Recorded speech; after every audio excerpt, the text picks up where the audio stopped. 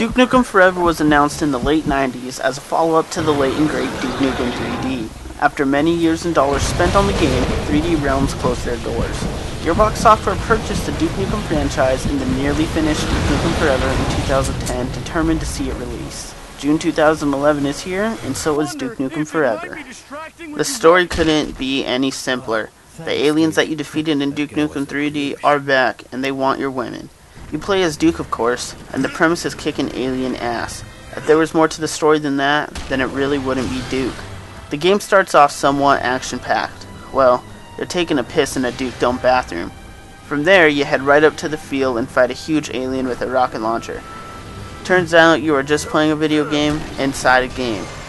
It pans out to Duke, at which point you realize our hero has been receiving sexual favors from 2 women throughout the entirety of the boss battle. That's good old Duke. After that, don't expect the action to keep up. The action dies often in Duke and may not return for a while. It takes a good amount of time before you start slugging it out with aliens again, which is somewhat disappointing. We all had a blast killing aliens in DN3D, right? Well, you get to relive the feeling in Duke Nukem Forever. Sort of. The action is really quite fun. The game is a linear corridor shooter for the most part, and it represents itself well in that way. The problem with running around killing things is that most of the fights seem like boss fights. You are stuck in one area killing monsters, then once all the monsters are dead, you get to move on. There aren't many aliens just running around. Most of the time you fight roughly 4 to 5 aliens, and then you don't see any more until the next 4 or 5. Of course, there are some times that are different, but those are few and far between. Because of the enemy positioning, boss fights don't feel like boss fights. The only way you can tell if it's a boss fight is that one alien is usually substantially larger or uglier than the others. The fighting is fun though, don't get me wrong. Whether you're killing wacky aliens or the bosses, you will enjoy it. Not only will you have to battle aliens, you will need to do a lot of other weird things. Some places you will be stopped for what seems like forever before you can move on. One instance of this is when a child and his father stop you to get an autograph. You can't just bypass it. You have to wait there for them to talk. Situations like this can get very tedious. A lot of the tasks feel tacked on to add length. However, some of them can be fun and a bit challenging if you take the time to do them. Drawing on the whiteboard or throwing random objects around at other inanimate objects or enemies make for a few laughs. Duke Nukem has always been known for the one-liners that most people should find offensive. DNF is no different. You get tons of one-liners when killing, talking to fans, or when you see a woman. It reeks of the 90s bad action hero, and that is exactly how it should be. It is Duke Nukem after all. You will hear things like, "Key card? I don't need no fucking key card." And, "You're pretty cool." "I'm not a toy, kid. I'm an action figure." Playing a game is easier when its controls are fluid and smooth. Not only is it easier, but it is also less frustrating. Duke Nukem Forever does not have these fluid controls. When running, jumping, and shooting, you can see that your character isn't exactly smooth.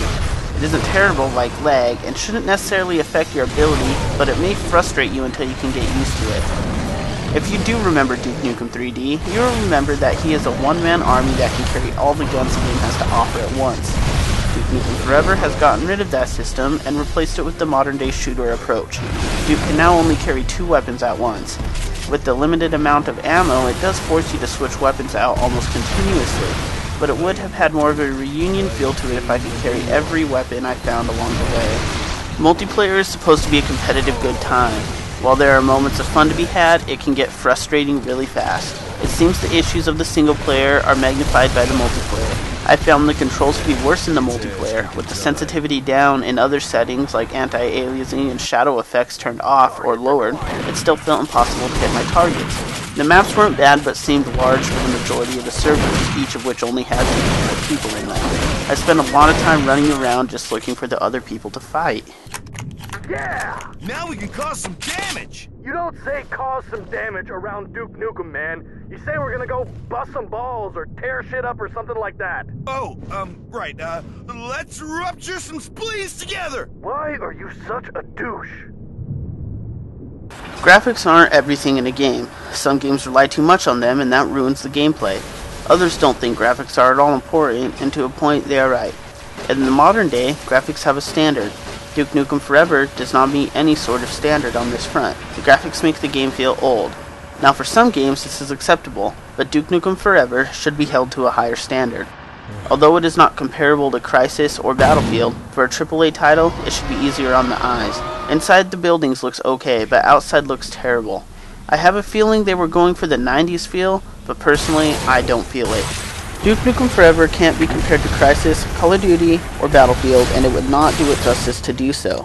The action is good when there is action to be had, and the game is full of witty comments that are sure to make you laugh. Still, despite the game's occasional upsides, the downsides are great. Tedious tasks, a lot of un-action-packed events, unclimactic boss fights, and graphics that hitch a ride with the humor have made the game a lot less than what it could be. Add that to the subpar multiplayer and you get a game that really isn't that much fun, but has the potential to be so much more.